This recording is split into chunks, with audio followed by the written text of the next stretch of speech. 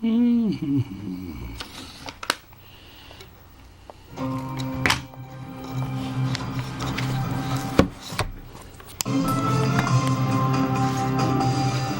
the ninth annual report on the state of the child in New Brunswick shows young people in poverty face serious and increasing challenges.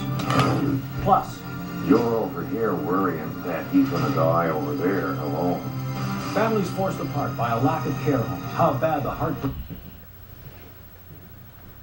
Even some snow.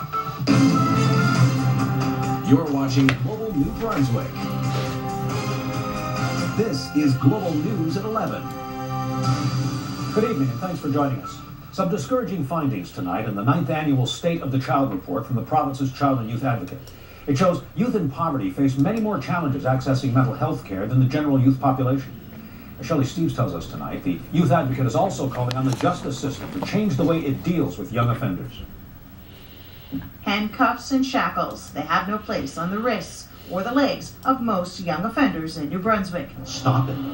Stop it. That, according to the province's Child and Youth Advocate. The default position is everybody gets shackled. Everybody gets handcuffs and leg irons. That's not right. Why are we still doing it? All it does is it contributes to increasing mental health issues that probably landed a lot of those people in prison in the first place. A person may have run away before, or in cases where there's a dangerous situation, fine. But I'll tell you what, that's probably 0.5% of these youth that we take to Miramichi. According to Boss A's state. It's crazy. They always talk about the youths and the youths, but like the Fredericton Police Force, they're going after the youths, give them tickets.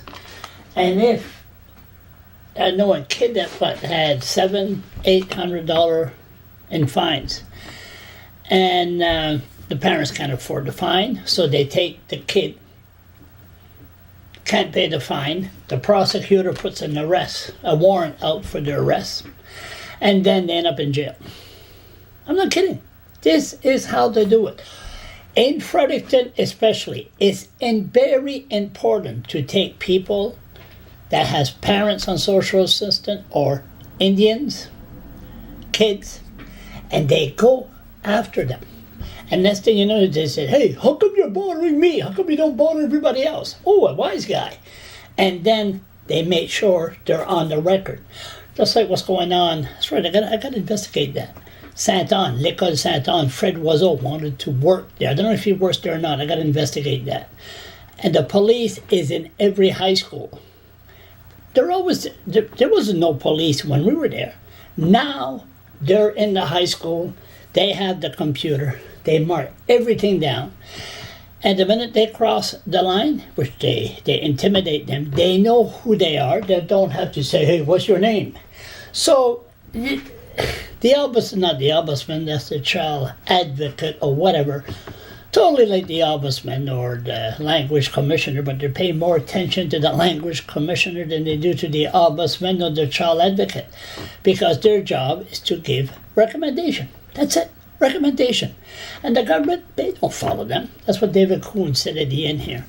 But the bottom line is, maybe we should remove our police force from our local school that are young youths, poverty, and the natives, that once they cross the line, something happens, that the cops really would say, excuse me, what's your name?